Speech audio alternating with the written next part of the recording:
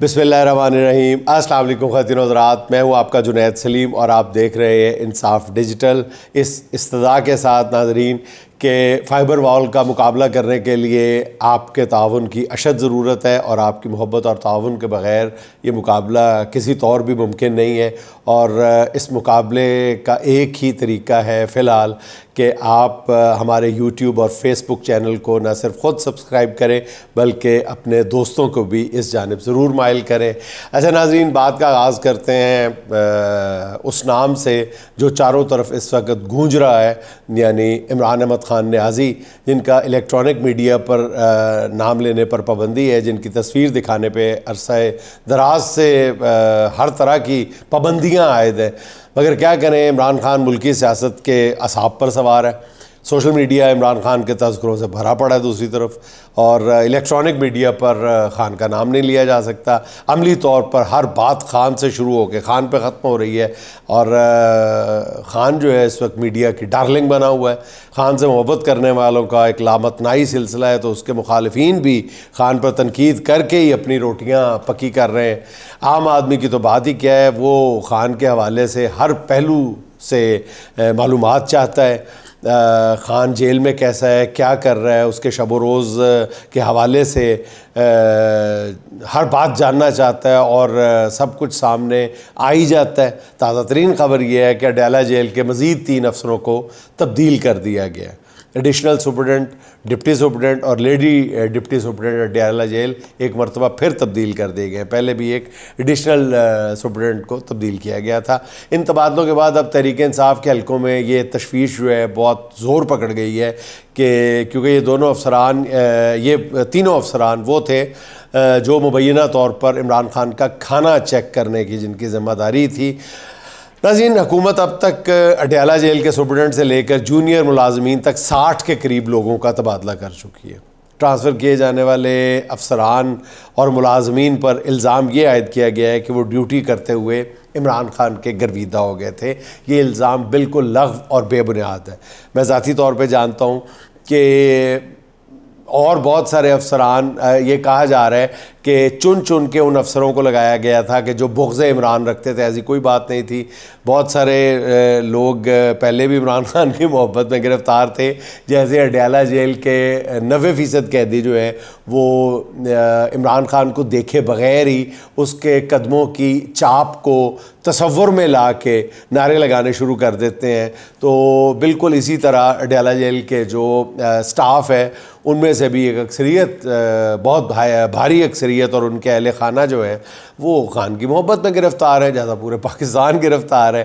اور اس سے پہلے کہا جاتا ہے کہ حکومت نے بہت چھان پٹک کر کے لوگوں کا تقرر کیا تھا، جیسے میں نے عرض کیا ایسا کوئی میری معلومات اس تاثر کی ساتھ نہیں دے رہی، اور ان کی خصوصیت یہ تھی ان لوگوں کی کہ یہ عمران خان کے مخالف تھے۔ لیکن عمران خان کی شخصیت میں اللہ نے کہتے ہیں کہ جی ایسی کشش رکھی ہوئی ہے کہ چند ہی دنوں بعد وہ سب خان کی محبت کے اسیر ہو گئے تھے۔ یہ بات جو ہے یہ میڈیا پہ رپورٹ کی جا رہی ہے، یہ میری رائے نہیں ہے، میری رائے اس سے بالکل مختلف ہے۔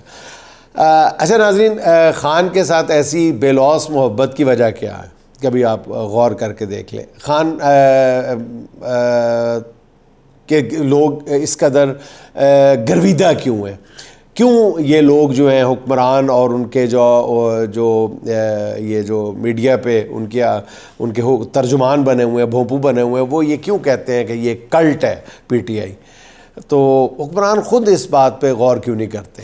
ان حکمرانوں کے لیے عوام کے دلوں میں اتنی نفرت کیوں ہے؟ کبھی خود غور کر لیں، کوئی بہت مسئلہ فیصد غورس نہیں ہے۔ اپنے اس بغض کا جائزہ کیوں نہیں لیتے؟ خان سے قوم کی محبت کی وجہ یہ ہے کہ اس نے پوری زندگی ایک ہیرو کی طرح گزاری ہے۔ جب وہ کرکٹر تھا تو ہمیشہ قومی عزت میں اضافے کا باعث بنتا تھا۔ اس نے کرکٹ کے میدان میں سبز لالی پرچم کو سر بلند کیے رکھا، جس نے پوری قوم میں یکجہتی اور وطن پرستی کے جذبات کو فروغ دیا۔ عمران خان جب وزیر اعظم بنا تو اس کی سیاست کا محور عام آدمی کی بہبود تھی۔ اس نے ہیلتھ کارڈ دے کر ہر آدمی کی جیب میں علاج اور صحت کے لیے 10 لاکھ روپے ڈال دیے تھے۔ یہ کوئی راز کی بات تو نہیں۔ اس نے بے سر و سامان طبقے کی سرپرستی کرتے ہوئے ان کے لیے پناہ گاہیں اور لنگر خانے بنائے۔ اس نے احساس پروگرام شروع کیا جیسے برطانیہ جیسے ملکوں نے ایک قابل تقلید مثال قرار دیا تھا، اور اسی عمران خان نے کرونا وائرس کے دوران ایسی مینجمنٹ کی، ایسی گورننس کی کہ ورلڈ ہیلتھ آرگنائزیشن نے اسے پوری دنیا کے لیے ایک مثال بنا کے پیش کیا۔ تو وسائل کی کمی کے باوجود اس نے 3 بڑے ڈیمز پر کام شروع کیا تھا۔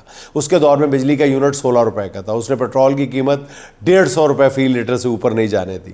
خان کو 2018 میں حکومت ملی تو خزانے میں غالباً 8 ارب ڈالر تھے۔ عمران خان نے خزانے کو 8 ارب ڈالر سے 22 ارب ڈالرز تک پہنچایا۔ جب خان کی حکومت ختم ہوئی تو خزانے میں 16 ارب ڈالرز سے رہ گئے تھے باقی، جسے 9 ماہ میں شہباز شریف نے 3 ارب ڈالر تک پہنچا دیا تھا نیچے لا کے۔ 16 ماہ کی پی ڈی ایم حکومت میں قرض لینے کے تمام ریکارڈ ٹوٹ گئے تھے۔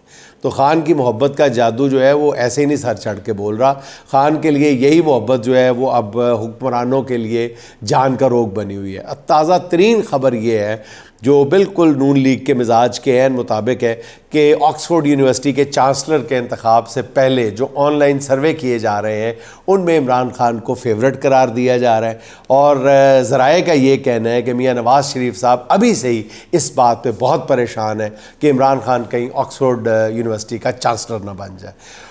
انہوں نے عمران خان کے خلاف باقاعدہ مربوط کوششیں شروع کر دی ہیں یہ چانسلرشپ روکنے کے لیے، یہ الیکشن ہروانے کے لیے، یا اس طرح کی کہ عمران خان نے الیکشن میں حصہ ہی نہ لینے پائے۔ نواز شریف کے قریبی ساتھی اور مسلم لیگ جاپان کے صدر نور محمد عوان صاحب، آپ کو یاد ہے یہ وہی بدتمیز انسان ہے، جہاں تک میری یادداشت میرا ساتھ ہے، جس نے ایک بار شیخ رشید کے ساتھ پارلیمنٹ کے باہر بدتمیزی کی تھی۔ تو انہوں نے برطانیہ میں عمران خان کے خلاف ایک درخواست جمع کرائی ہے جس میں یہ موقف اختیار کیا گیا ہے کہ عمران خان مختلف مقدمات میں جیل کے اندر ہے، اس لیے انہیں آکسفورڈ یونیورسٹی کے چانسلر کے الیکشن لڑنے کے لیے نااہل قرار دے دیا جائے۔ یعنی وہی حربہ جو عمران خان کا مقابلہ صرف اسی صورت میں ہو سکتا ہے کہ جب وہ مقابلے میں ہی نہ ہو، جو ملکی سیاست میں کیا جا رہا ہے، مگر صرف بتانا یہ مقصود ہے کہ حضور والا یہ پاکستان نہیں برطانیہ ہے، وہاں پہ کوئی فارم 47 نہیں ہے، نہ کوئی سکندر سلطان راجہ ہے، برطانوی عدالتوں میں انتخابی نشان چھیننے والا کوئی منصف بھی موجود نہیں ہے۔ تو اس درخواست سے ہونا تو کچھ بھی نہیں ہے، آپ بھی جانتے ہیں۔ البتہ اس سے نون لیگ کا عمران خان کے لیے بغض اور خوف ایک بار پھر کھل کے سامنے آ گیا، اور قائد محترم میاں محمد نواز شریف صاحب کا ذکر ہوا ہے تو ان کے بارے میں ایک اور خبر کی بھی تصدیق ہو گئی ہے کہ نواز شریف صاحب جو ہے وہ اپنے وطن نہیں، غلطی معاف کیجیے گا، وہ برطانیہ واپس جانے کا انہوں نے فیصلہ کر لیا۔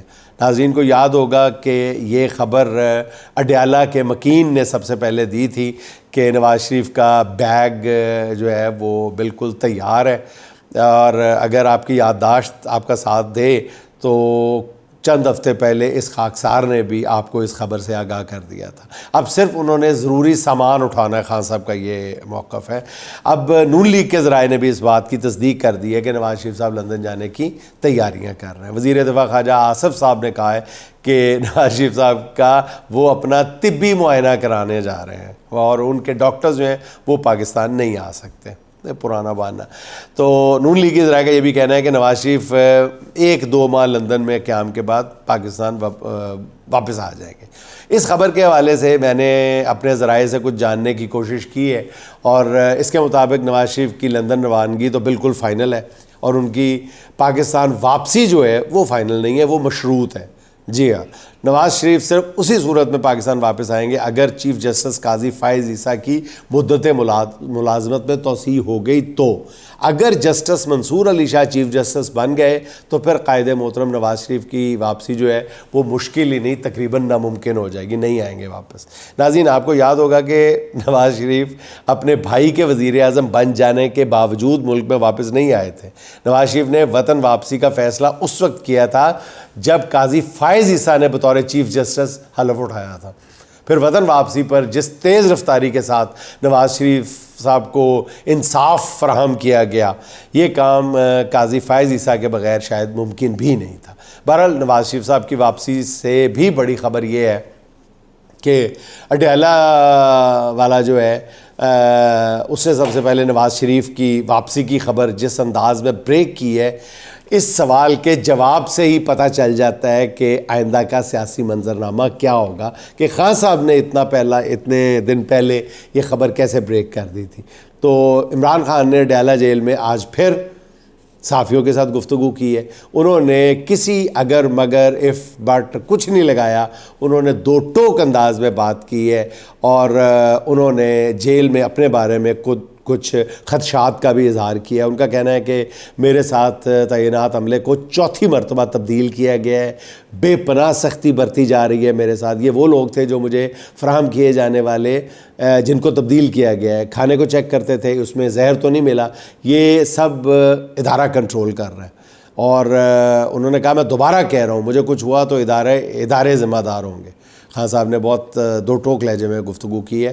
عمران خان نے کہا ہے کہ مجھے جیل میں اوون نما کمرے میں رکھا گیا ہے۔ اس کے باوجود خان نے ایک بار پھر آگے بڑھنے کی بات کی ہے۔ انہوں نے کہا ہے کہ فوج سب کی ہے، ہمارے ملک کو مضبوط ادارے کی ضرورت ہے، عوام فوج سے پیار کرتے ہیں کیونکہ وہ ہمارا تحفظ کرتی ہے۔ ساتھ ہی انہوں نے واضح یہ بھی کیا ہے کہ میرا اسٹیبلشمنٹ سے کوئی رابطہ نہیں ہے، اسٹیبلشمنٹ سے جب بھی بات ہوگی ملک اور قانون کے لیے ہوگی۔ خان نے حکومت کو خبردار کرتے ہوئے کہا ہے کہ یہ جو آپ کر رہے ہو یہ خودکشی ہے۔ بنگلہ دیش میں دیکھیں عوام نے کس طرح باہر نکل کر اپنا حق لیا ہے۔ صرف بھیڑ بکریاں ڈنڈوں سے کنٹرول ہو سکتی ہیں، انسان نہیں۔ اور ایک سوال کے جواب میں انہوں نے کہا ہے کہ مجھے 2 مرتبہ قتل کرنے کی کوشش ہوئی ہے، CCTV فوٹیج چوری کر لی گئی، جہاں مجھ پر حملہ ہوا وہاں کا کنٹرول رات کو ایجنسی نے سنبھال لیا، آپ جو مرضی کر لیں۔ 8 فروری کا بیانیہ قوم نے مسترد کر دیا تھا۔ 8 فروری کو جو بیانیہ تھا وہ عوام نے آپ کا مسترد کر دیا تھا۔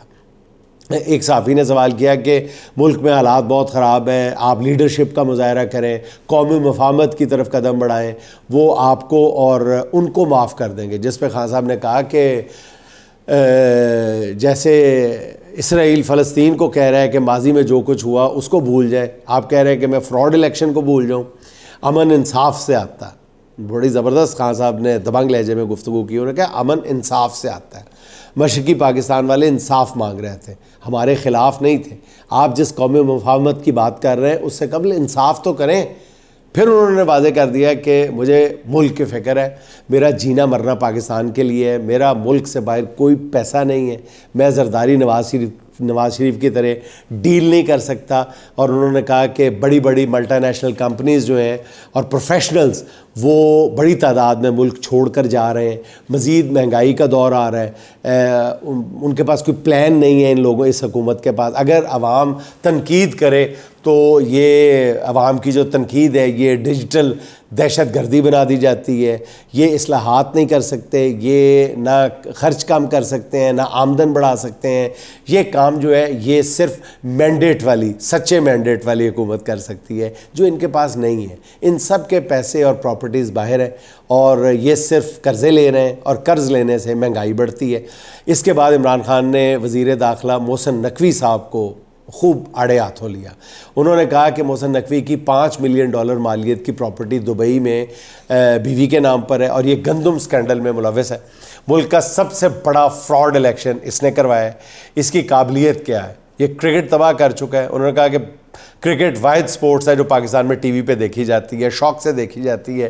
یہ ایک وہاں پہ سفارشی کو لے کر آئے، اس نے کرکٹ تباہ کر دی۔ اس کے پیچھے طاقتور لوگ ہیں۔ ورلڈ کپ میں ہم پہلی بار 4 اور T20 کی 8 ٹیموں میں نہیں آ سکے، اور کل بنگلہ دیش سے ہار کر ہم نے نئی تاریخ رقم کر دی ہے۔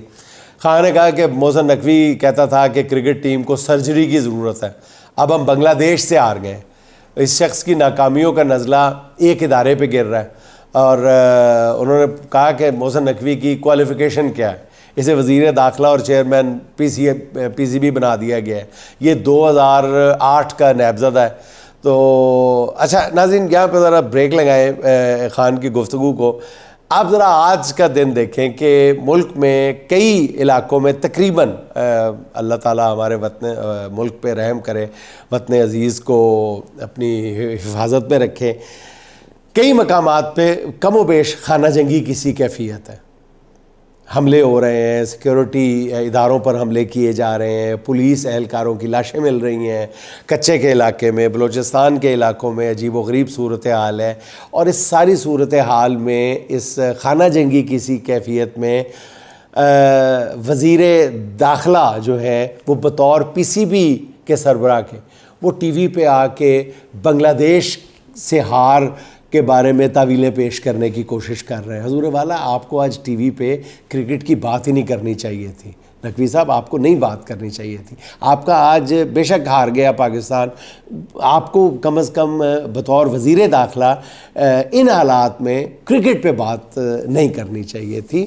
ملک ایک آگ میں جل رہا ہے اس وقت، خاص طور پر پچھلے 2-3 دنوں میں، پچھلے 1-1.5 ہفتے سے دہشت گردی اور فرقہ واریت اور مختلف جگہوں پہ مختلف نوعیت کے واقعات پیش آ رہے ہیں، تو اس پہ نہیں آپ کا بولنا بنتا نہیں تھا. اچھا ناظرین، عمران خان کی گفتگو سے آپ کو اندازہ ہو گیا ہوگا کہ خان اپنے اصولوں سے 1 سینٹی میٹر تو کیا بال برابر بھی پیچھے ہٹنے والا نہیں ہے. وہ بہت مصائب برداشت کر چکا ہے، شاید ابھی بھی بہت ساری مشکلات باقی ہوں، مگر اپنے مقصد کے حصول کے لیے وہ کوئی سمجھوتا کرنے کو تیار نہیں ہے. وہ ڈیل نہیں، جیت کر آنا چاہتا ہے، اور اس جیت کے آثار اب بالکل واضح ہیں. اور اب آخر میں کچھ ذکر کرنا چاہوں گا میں سپریم کورٹ کا، جس پر سب کی نظر ہے. اتنا کچھ ہو جانے کے باوجود خبریں ابھی بھی یہی ہیں کہ چیف جسٹس صاحب نے ایکسٹینشن کی خواہش ترک نہیں کی، اس کے لیے جوڑ توڑ ہو رہا ہے. اور دوسری طرف ایک ڈرامہ نما ایک کھیل ہو رہا ہے کہ چیف جسٹس صاحب خود جو ہے وہ ایکسٹینشن نہیں چاہتے، ان کو مجبور کیا جا رہا ہے. یہ ایک عجیب تعویل گھڑی جا رہی ہے. مطلب پورے کھیل کو، یہ ایکسٹینشن کے اس کھیل کو قاضی صاحب کی مکمل سپورٹ حاصل ہے. قاضی صاحب بھی اس کے پیچھے ہیں، قاضی صاحب بھی اس کے آگے ہیں. شہر اقتدار میں طرح طرح کی افواہیں ہیں، کہا جا رہا ہے کہ حکومت ہر صورت قاضی فائز عیسیٰ کی مدت ملازمت میں توسیع چاہتی ہے. اگر ایسا نہ ہو سکا تو منصور علی شاہ کو اگلا چیف جسٹس پھر بھی بننے نہیں دیا جائے گا، جس کے لیے کئی فارمولے جو ہیں وہ زیر غور ہیں. اور کہا یہ جا رہا ہے کہ حکومت ایسی قانون سازی کرنے کا ارادہ رکھتی ہے جس کے تحت چیف جسٹس کے لیے سینئر موسٹ کا سینیورٹی کا اصول جو ہے وہ ختم کر دیا جائے گا، بلکہ جونیئر جج کو بھی چیف جسٹس لگایا جا سکے گا. اور قریبی ذرائع حکومت کا یہ کہتے ہیں کہ اگر قاضی صاحب کی مدت ملازمت میں توسیع نہ ہو سکی تو پھر جسٹس امین الدین کو اگلا چیف جسٹس بنایا جائے گا. بہرحال ابھی یہ سارے مفروضے ہیں. یقین کے ساتھ جیسے کوئی بات ہم نہیں کہہ سکتے، میں پورے یقین کے ساتھ آپ کو یہ کہہ رہا ہوں کہ حکومت کو خود بھی اپنے گیم پلان کا صحیح طرح سے نہیں پتہ. کئی وہ مووز پہ کام کر رہے ہیں، کئی پلانز پہ کام کر رہے ہیں، اور کوئی پلان بھی کامیاب ہوتا ہوا نظر نہیں آ رہا. ابھی بھی حکومت کی پوری کوشش یہی ہے کہ کسی طرح قاضی فائز عیسیٰ کی مدت ملازمت میں توسیع ہو جائے. یہ ان کی پرائرٹی نمبر 1 ہے. اس کے لیے حکومت نے ایک الیکشن ترمیمی ایکٹ بھی پارلیمنٹ میں منظور کروایا تھا، اور ذرائع یہ کہہ رہے ہیں کہ اسی ترمیمی ایکٹ کا سہارا لے کر election commission P T I کے 41 ارکان کو آزاد ڈکلیئر کر کے ان کے حصے کی 11 مخصوص نشستیں جو ہے وہ نون لیگ اور پیپلز پارٹی کو دینے کا نوٹیفیکیشن جاری کر سکتا ہے. اور دوسری طرف الیکشن کمیشن نے سپریم کورٹ میں یہ درخواست دائر کر رکھی ہے کہ وہ تحریک انصاف میں کس کو چیئرمین تسلیم کریں. ایک عجیب ڈرامہ کر رہے ہیں وہ، اور کس کے ساتھ خط و کتابت کریں، کیونکہ الیکشن کمیشن کے نزدیک تو پی ٹی آئی بطور جماعت موجود ہی نہیں ہے. الیکشن کمیشن کے اس نیلے پہ پی ٹی آئی نے آج دہلا مارا ہے. اس نے مخصوص نشستوں کے سپریم کورٹ کے فیصلے پہ عمل درآمد کے لیے سپریم کورٹ سے رجوع کر لیا. سپریم کورٹ نے باقاعدہ دروازہ کھٹکھٹا دیا آج تحریک انصاف نے. انہوں نے اپنی درخواست میں یہ استدعا کی ہے کہ الیکشن کمیشن کو 12 جولائی کے مختصر فیصلے پہ عمل درآمد کا حکم دیا جائے. بڑی عام سی، سادہ سی، سیدھی سی درخواست ہے. اپنی اس درخواست کے ساتھ تحریک انصاف نے 14 دستاویزات بھی لگائی ہیں. یہ دستاویزات جو ہیں یہ تحریک انصاف اور الیکشن کمیشن کے درمیان جو خط و کتابت ہوئی ہے اس پر مشتمل ہیں، جس میں الیکشن کمیشن بیرسٹر گوہر خان کو پی ٹی آئی کا چیئرمین قرار دے کے ان سے خط و کتابت کر رہا ہے. تو پوچھ رہے ہیں نا سپریم کورٹ سے، ایک طرف انہوں نے خود بیرسٹر صاحب کو چیئرمین تسلیم کیا ہے، تو ڈاکیومنٹری ثبوت پیش کیے گئے ہیں.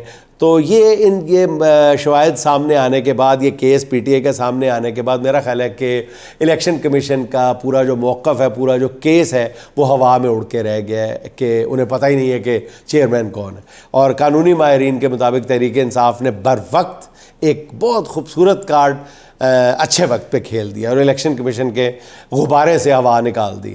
اور یہ جو خیال کیا جا رہا تھا کہ الیکشن کمیشن پھر تحریک انصاف کی نشستیں جو ہے وہ مال غنیمت سمجھ کے حکومتی جماعتوں کو دے دے گی، اس کے امکانات جو ہیں اب کافی کم ہو گئے. ناظرین، اس کے ساتھ ہی آج کی ایک چھوٹی سی بات غیر سیاسی سی. بہت شریر تھا میں اور ہنستا رہتا تھا، بہت شریر تھا میں اور ہنستا رہتا تھا، پھر ایک فقیر نے دے دی دعا اداسی کی. چراغ دل کو ذرا احتیاط سے رکھنا، چراغ دل کو ذرا احتیاط سے رکھنا، کہ آج رات چلے گی ہوا اداسی کی. کیا کہنے، بہت کہ آج رات چلے گی ہوا اداسی کی. ناظرین، خوش رہیں، خوش رکھیں. آپ سے ملاقات ہوگی انشاءاللہ اگلے ولاگ میں. اللہ حافظ.